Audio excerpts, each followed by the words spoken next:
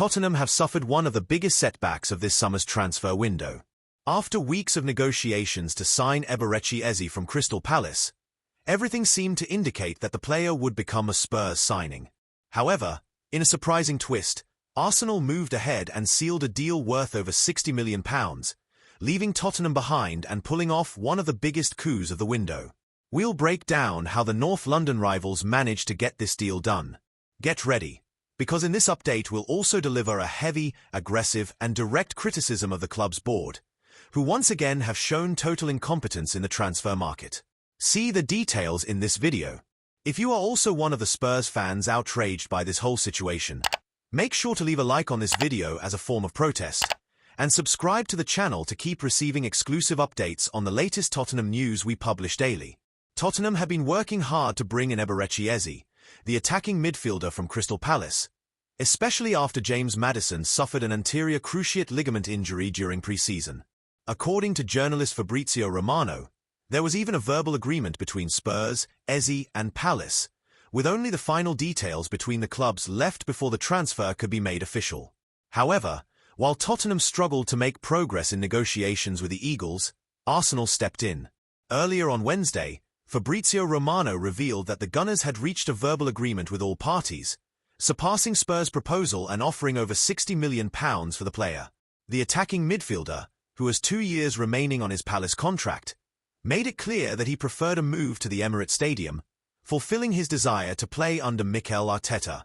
The Independent revealed crucial behind-the-scenes details, showing that Arsenal had in fact started talks with Palace much earlier than expected. Since the 10th of August, the Gunners already had a preliminary agreement in place, but kept it secret to create the impression that the deal came together quickly this week. Meanwhile, Daniel Levy and Crystal Palace chairman Steve Parish dragged negotiations out with delays in payments and add-ons. The same report explained that Tottenham did make an acceptable offer, but Palace held off on responding, waiting instead for Arsenal to push through with a stronger proposal.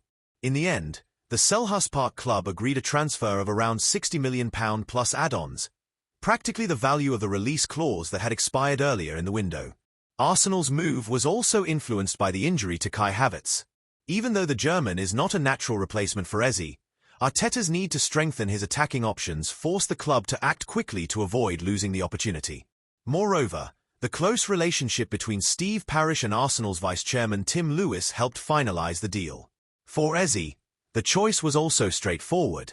Although he had initially shown interest in Tottenham, his lifelong dream was to play for Arsenal, a club he admired since childhood. A social media post back in May, where he highlighted an image of Ian Wright, had already hinted at this emotional connection.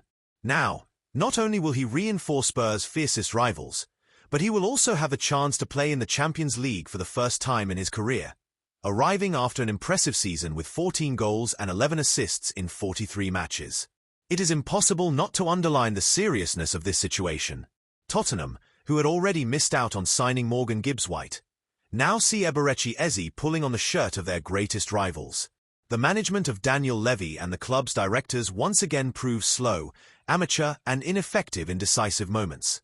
While rivals act swiftly and decisively, Spurs persist with drawn-out negotiations that end up costing them dearly. This inability to close key deals, combined with a lack of persuasive power, is unacceptable for a club that claims to compete at Europe's highest level. With the financial power, structure and fan base Tottenham have, this is simply not good enough. Once again, fans are left to swallow the incompetence of a board that refuses to learn from its mistakes. And now comes the big question. What will be Daniel Levy and his board's next excuse? Who will be the next targets? With only days left in the transfer window, all this bureaucracy and hesitation in negotiations only harms the club. Proof of this came on Wednesday, when it was revealed that Levy even tried to include Richarlison in the deal for Eze. This move only delayed the process, gave Arsenal the time they needed, and ultimately strengthened the rivals' hand to get the deal done. The squad we have today is far too weak and limited for a club talking about competing in the Premier League or the Champions League.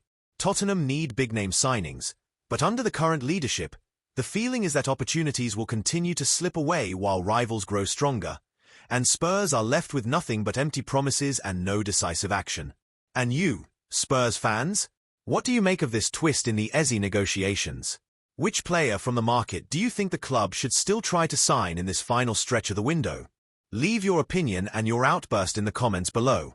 If you enjoyed the video, make sure to like and subscribe to the channel to keep receiving exclusive updates on all the major transfer news set to shake up Spurs in this decisive end to the window. Stay tuned. Come on, you Spurs.